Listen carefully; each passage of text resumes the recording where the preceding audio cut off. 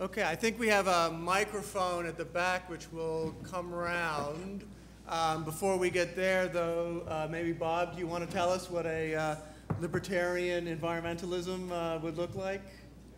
Well, I'll just say briefly, it was the last chapter of the book, and it's a little divorced from a lot of the other arguments, but I was trying to figure and say, well, okay, I've been doing all this about looking at these economics and environmentalism as religions, and so can I, as a result of all this analysis, can I say anything about how we ought to organize society?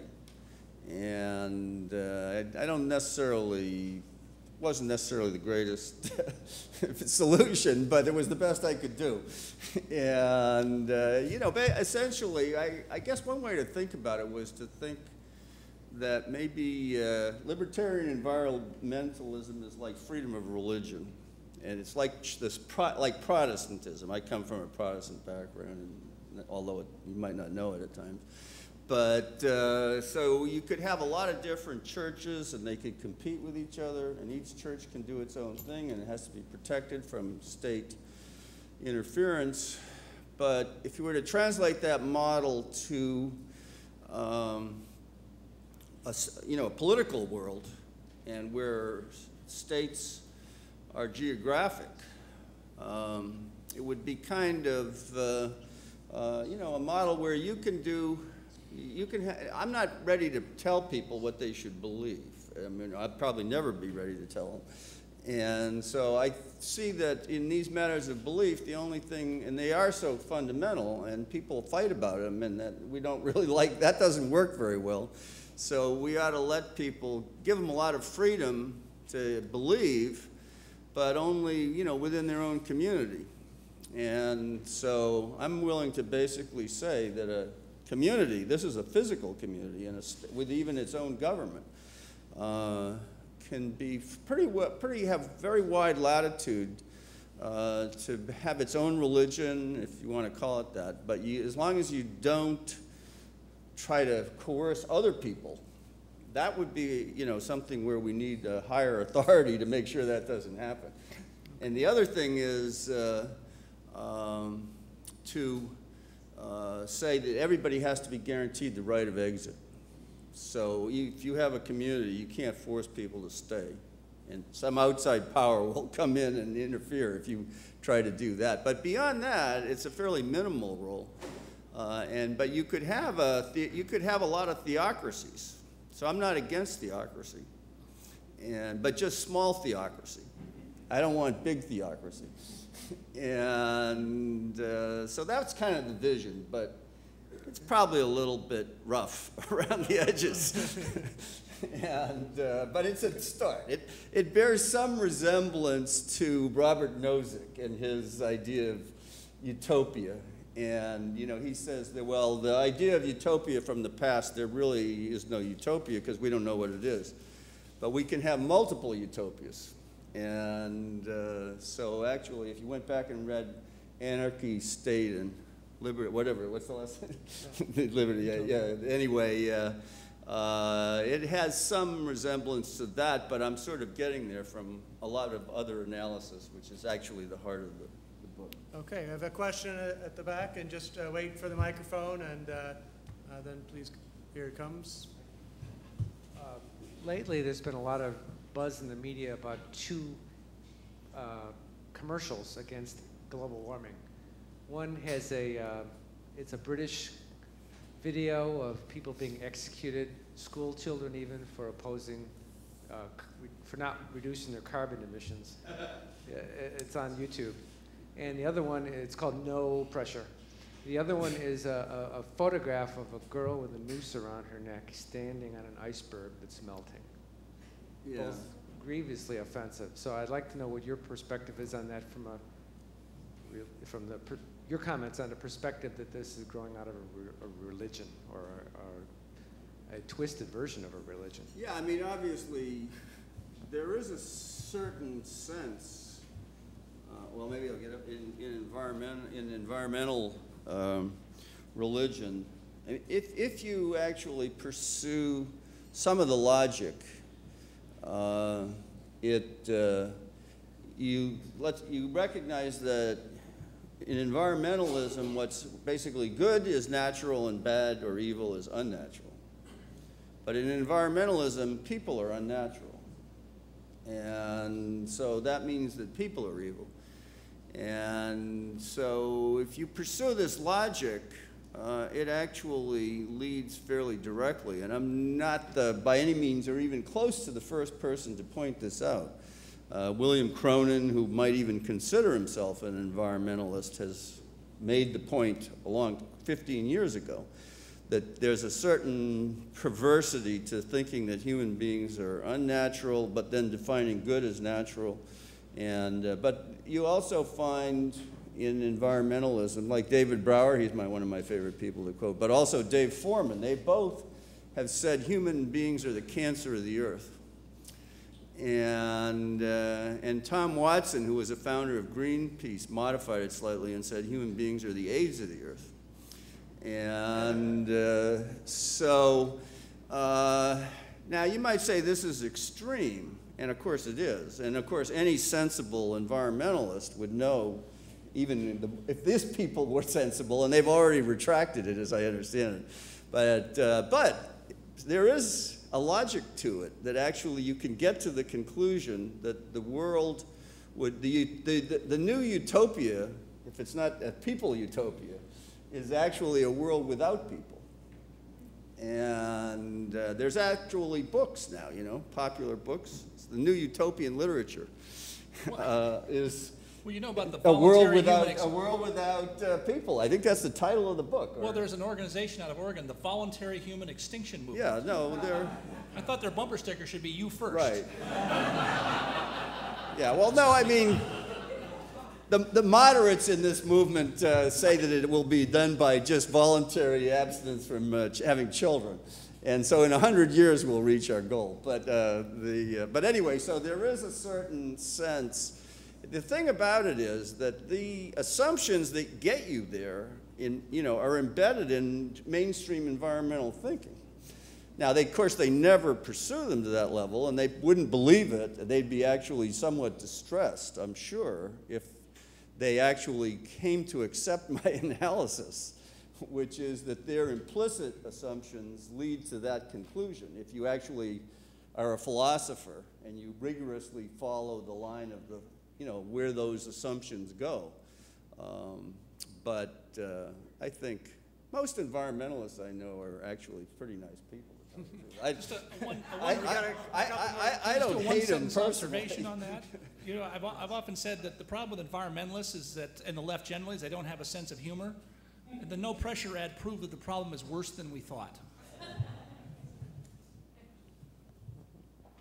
Thank you very much. I found all the comments very interesting. I have not read the book, but this morning I read an article in the Wall Street Journal. It was quite interesting on these 24 new dams they're going to put in the Amazon tributaries in Brazil. I've lived 5 years in Brazil. In the 60s and 70s, they built huge dams with a lot of ecological damage, and at the same time produced a lot of power. Well, it's a very poor country. They need power. Environmentalists don't like the other forms of power. I don't know what, I mean, except for, I suppose, wind and things like that that don't make too much economic sense. In this case, the builders made dams that are smaller and have a different type of turbine to get more power out of it. The environmentalists have sort of opposed it, but have been almost defeated by the fact that these are not such egregious violations of the environment. So my question to you is, and I could go on to more of the details, maybe I haven't given enough, but does that represent a compromise between the economic religion and the environmental religion, what they are trying to do with these new dams? I mean, I'll take this opportunity also to respond to something that Steve said, which is that environmentalism is changing. And I think my critique is really most appropriately directed at the environmental movement from, let's say, about 1970 to 1995, 2000.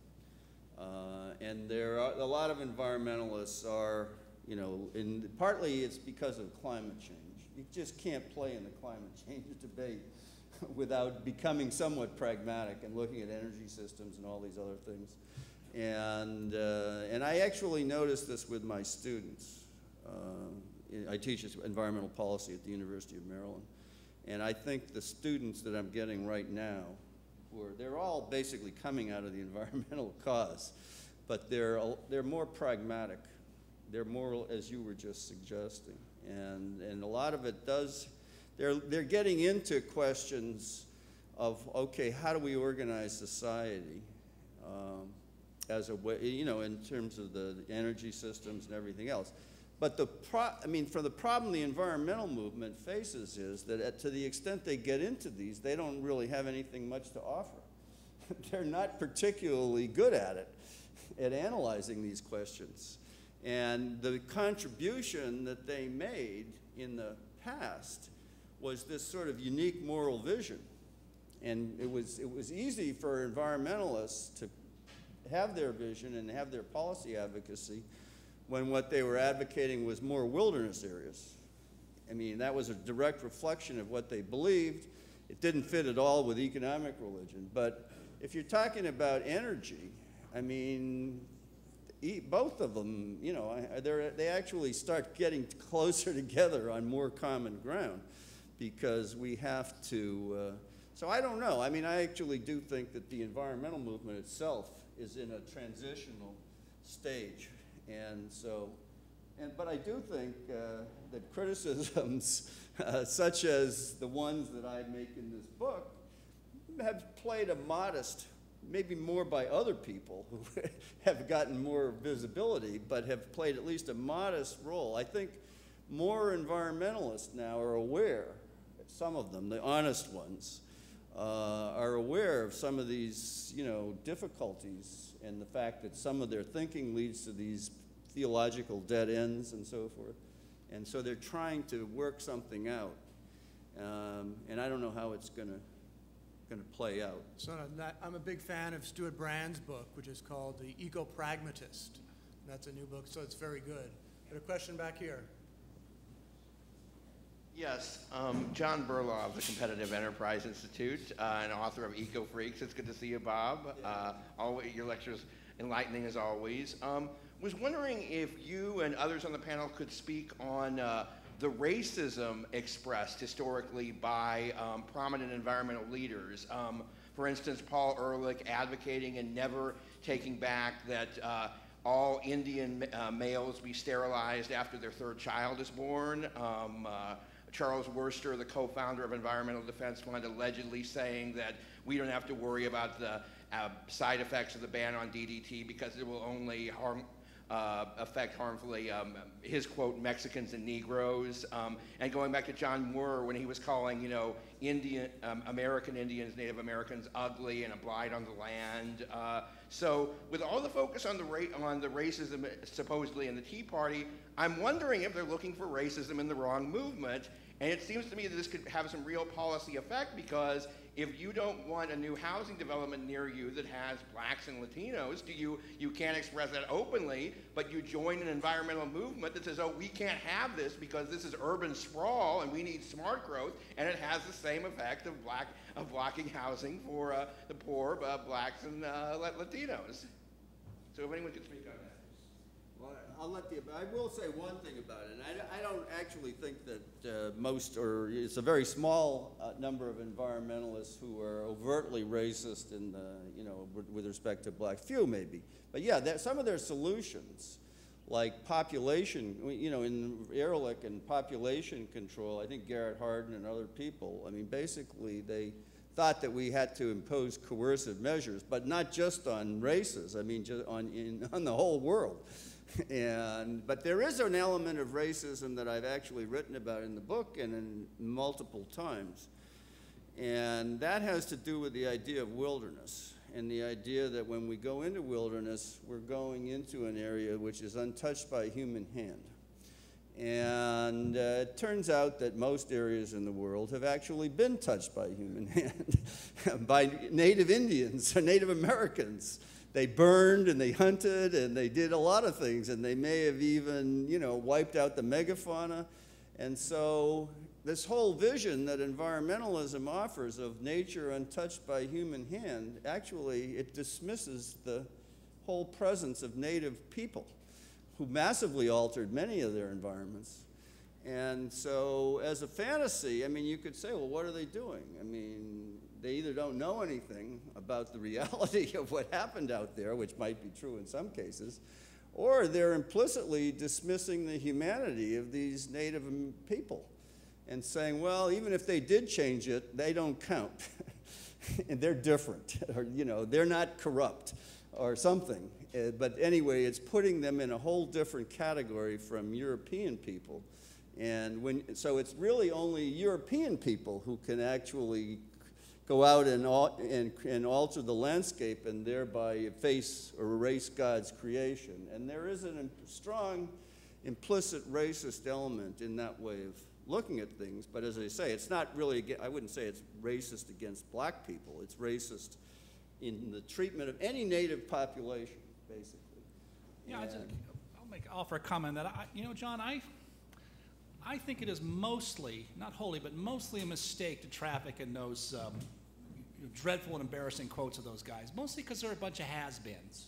I know they're all still alive, but I think it's better to talk about the distributional aspects of environmental policy as they play out in the real world, which is race neutral on the surface. But I mean, I'll give you one example. I mean, 10 years ago when I was still living in California, and the state was still growing then, but you know, California had some of the worst regulatory structures, making new housing more expensive, which meant it disproportionately affected the Latino minority in the state. And so I said one day at a forum, you know, some environmentalists, that, you know, smart growth could be made out to stand for send Mexicans across the river tomorrow. And they went berserk. I mean, you absolutely could not say that. How dare you say something like that? I said, well, then, you know, tell me why I'm wrong about the distributional effects of your policy. And then they get incoherent, of course. You know, I mean, I've debated Ehrlich. He's a has-been, I think. I think it's much better when you're talking to him rather than say, you know, what about this stupid thing you said 40 years ago, which, by the way, I've gotten to acknowledge a couple of times without bringing him up that he was wrong about. But I'll say, what about your Malthusian methodology? How can you defend that today, and why do you still think you are right today and just wrong in your timing? I think that works a whole lot better. I mean, once in a while those guys may deserve it, but, you know, just as, you know, I cry foul when people bring up something stupid Trent Lott said 20 or 30 years ago, I think we ought to be a little restrained in how we retail some of that stuff. Just my opinion. No. I mean, that's where our side goes wrong. We never question motive. We always assume they must be signed with pure, and they never stop questioning our motives. Yeah, but you know, I mean, you know, I think the guy's had his comeuppance. I mean, as you say, he's a has-been. I think he's a bit of a laughing stock, even among many environmentalists.